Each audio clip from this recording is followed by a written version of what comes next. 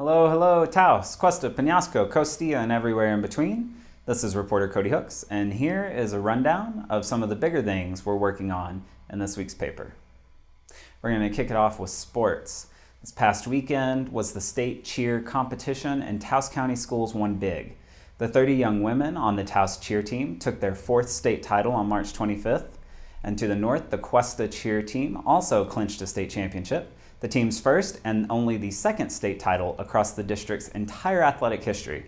There's photos and videos up online, and our sports editor Arsenio live tweeted the whole thing, so be sure to check that out with our handle @TaosAreaSports.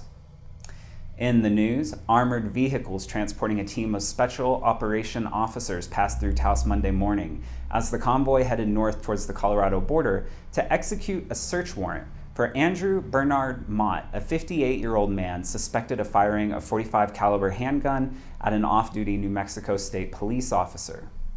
State police defended the use of all the tactical-grade equipment given Mott's history. He was apprehended without incident, though an arraignment is not yet scheduled. Also in the news, Cuesta Village Councilor Julien Cisneros talked with the Taos News about his take on the December water crisis and who should bear the responsibility for nearly 2,000 people going without water for over a month.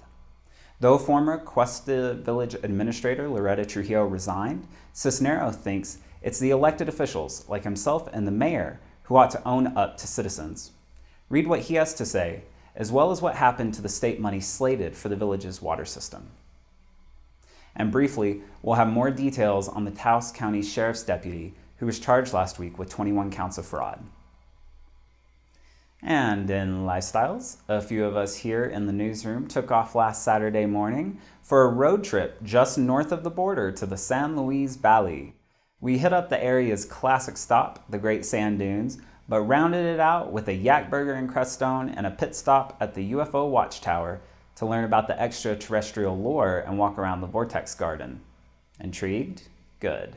Check out our less than definitive guide to the valley on Thursday. In tempo, this weekend is the final installment of the Taos Shorts Film Festival.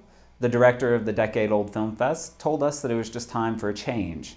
The lineup is as eclectic as ever, with a Made in New Mexico bracket, global shorts, and Native American films, including a locally made short on Standing Rock.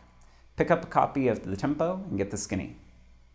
And in the weather, following a little rain and snow, Thursday looks decently clear, with a high in the mid-50s, lows dropping down to the 30s. We've got weather at the top of our website, taosnews.com.